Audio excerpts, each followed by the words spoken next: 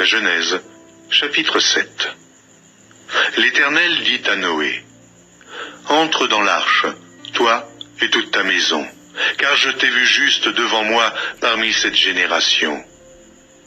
Tu prendras auprès de toi 7 couples de tous les animaux purs, le mâle et sa femelle, une paire des animaux qui ne sont pas purs, le mâle et sa femelle, 7 couples aussi des oiseaux du ciel, mâle et femelle, afin de conserver leur race en vie sur la face de toute la terre. Car encore 7 jours, et je ferai pleuvoir sur la terre 40 jours et 40 nuits, et j'exterminerai de la face de la terre tous les êtres que j'ai faits. » Noé exécuta tout ce que l'Éternel lui avait ordonné. Noé avait 600 ans lorsque le déluge d'eau fut sur la terre.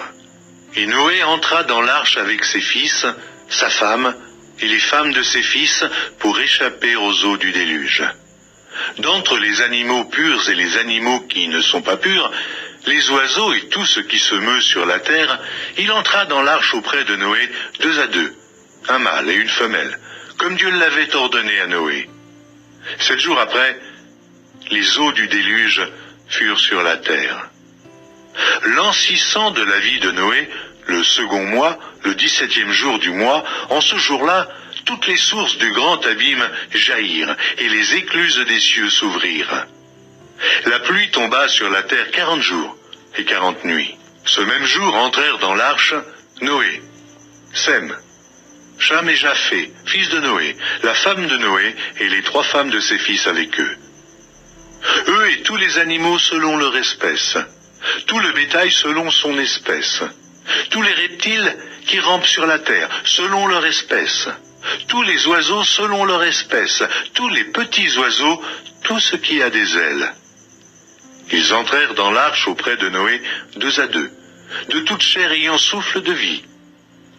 Il en entra mâle et femelle de toute chair, comme Dieu l'avait ordonné à Noé, puis l'Éternel ferma la porte sur lui. Le déluge fut 40 jours sur la terre. Les eaux crurent et soulevèrent l'arche, et elle s'éleva au-dessus de la terre. Les eaux grossirent et s'accrurent beaucoup sur la terre, et l'arche flotta sur la surface des eaux. Les eaux grossirent de plus en plus, et toutes les hautes montagnes qui sont sous le ciel entier furent couvertes. Les eaux s'élevèrent de 15 coudées au-dessus des montagnes qui furent couvertes. Tout ce qui se mouvait sur la terre périt, tant les oiseaux que le bétail et les animaux, tout ce qui rampait sur la terre et tous les hommes. Tout ce qui avait respiration, souffle de vie dans ses narines et qui était sur la terre sèche, mourut. Tous les êtres qui étaient sur la face de la terre furent exterminés, depuis l'homme jusqu'au bétail, aux reptiles et aux oiseaux du ciel. Ils furent exterminés de la terre. Il ne resta que Noé et ceux qui étaient avec lui dans l'arche. Les eaux furent grosses sur la terre pendant 150 jours. La Genèse, chapitre 8. Dieu se souvint de Noé, de tous les animaux et de tout le bétail qui était avec lui dans l'arche. Et Dieu fit passer un vent sur la terre, et les eaux s'apaisèrent. Les sources de l'abîme et les écluses des cieux furent fermées, et la pluie ne tomba plus du ciel. Les eaux se retirèrent de dessus la terre, s'en allant et s'éloignant, et les eaux diminuèrent au bout de 150 jours. Le 7e mois, le 17e jour du mois, l'arche s'arrêta sur les montagnes d'Ararat. Les eaux allèrent en diminuant jusqu'au 10e mois. Le 10e mois, le 1er jour du mois, apparurent les sommets des montagnes.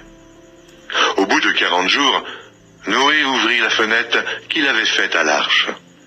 Il lâcha le corbeau qui sortit, partant et revenant jusqu'à ce que les eaux eussent séché sur la terre. Il lâcha aussi la colombe pour voir si les eaux avaient diminué à la surface de la terre. Mais la colombe ne trouva aucun lieu pour poser la plante de son pied, et elle revint à lui dans l'arche, car il y avait des eaux à la surface de toute la terre. Il avança la main, la prit, et la fit rentrer auprès de lui dans l'arche. Il attendit encore 7 autres jours, et il lâcha de nouveau la colombe hors de l'arche. La colombe revint à lui sur le soir, et voici, une feuille d'olivier arrachée était dans son bec. Noé connut ainsi que les eaux avaient diminué sur la terre. Il attendit encore 7 autres jours, et il lâcha la colombe, mais elle ne revint plus à lui. L'an 601, le premier mois, le premier jour du mois, les eaux avaient séché sur la terre. Noé ôta la couverture de l'arche. Il regarda et, voici, la surface de la terre avait séché. Le second mois, le 27e jour du mois, la terre fut sèche. Alors Dieu parla à Noé en disant, « Sors de l'arche, toi et ta femme, tes fils et les femmes de tes fils avec toi. Fais sortir avec toi tous les animaux de toute chair qui sont avec toi, tant les oiseaux que le bétail, et tous les reptiles qui rampent sur la terre.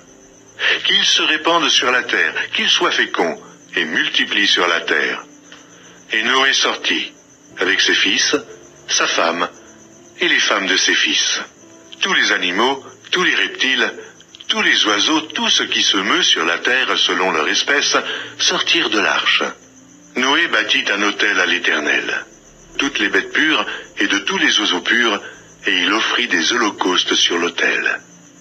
L'Éternel sentit une odeur agréable, et l'Éternel dit en son cœur, « Je ne maudirai plus la terre à cause de l'homme, parce que les pensées du cœur de l'homme sont mauvaises dès sa jeunesse. Et je ne frapperai plus tout ce qui est vivant comme je l'ai fait. Tant que la terre subsistera, les semailles et la moisson, le froid et la chaleur, l'été et l'hiver, le jour et la nuit ne cesseront point. » La Genèse, chapitre 9. Dieu bénit Noé et ses fils et leur dit, « Soyez féconds, multipliez et remplissez la terre. Vous serez un sujet de crainte et d'effroi pour tout animal de la terre, pour tout oiseau du ciel, pour tout ce qui se meut sur la terre, et pour tous les poissons de la mer. Ils sont livrés entre vos mains. Tout ce qui se meut et qui a vie vous servira de nourriture. Je vous donne tout cela comme l'herbe verte. Seulement, vous ne mangerez point de chair avec son âme, avec son sang. Sachez-le aussi, je redemanderai le sang de vos âmes. Je le redemanderai à tout animal, et je redemanderai l'âme de l'homme à l'homme qui est son frère. Si quelqu'un verse le sang de l'homme, par l'homme son sang sera versé, car Dieu a fait l'homme à son image. Et vous, soyez féconds et multipliez, répandez-vous sur la terre et multipliez sur elle. Dieu parla encore à Noé et à ses fils avec lui en disant, « Voici, j'établis mon alliance avec vous et avec votre postérité après vous, avec tous les êtres vivants qui sont avec vous, tant les oiseaux que le bétail et tous les animaux de la terre, soit avec tous ceux qui sont sortis de l'arche, soit avec tous les animaux de la terre. J'établis mon alliance avec vous.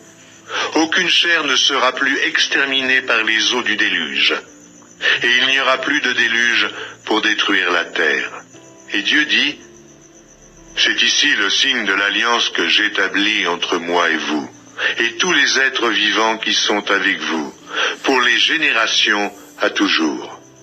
J'ai placé mon arc dans la nue, et il servira de signe d'alliance entre moi et la terre. Quand j'aurai rassemblé des nuages au-dessus de la terre, l'arc paraîtra dans la nue. Et je me souviendrai de mon alliance entre moi et vous, et tous les êtres vivants de toute chair. Et les eaux ne deviendront plus un déluge pour détruire toute chair. L'arc sera dans la nue, et je le regarderai pour me souvenir de l'alliance perpétuelle entre Dieu et tous les êtres vivants, de toute chair qui est sur la terre. » Et Dieu dit à Noé, « Tel est le signe de l'alliance que j'établis entre moi et toute chair qui est sur la terre. » Les fils de Noé qui sortirent de l'arche étaient Sem, Cham et Japheth. Cham fut le père de Canaan. Ce sont là les 3 fils de Noé, et c'est leur postérité qui peupla toute la terre. Noé commença à cultiver la terre et planta de la vigne. Il but du vin, s'enivra et se découvrit au milieu de sa tente. Cham, père de Canaan, vit la nudité de son père, et il le rapporta dehors à ses 2 frères. Alors, Sem et Japheth prirent le manteau, le mirent sur leurs épaules, marchèrent à reculons, et couvrirent la nudité de leur père. Comme leur visage était détourné, ils ne virent point la nudité de leur père. Lorsque Noé se réveilla de son vin, il apprit ce que lui avait fait son fils cadet, et il dit, « Maudit soit Canaan, qu'il soit l'esclave des esclaves de ses frères. » Et il dit encore, « Béni soit l'Éternel, Dieu de Sem, et que Canaan soit leur esclave. Que Dieu étende les possessions de Japheth, qu'il habite dans les tentes de Sem, et que Canaan soit leur esclave. » Noé vécut après le déluge 350 ans. Tous les jours de Noé furent de 950 ans, puis il mourut.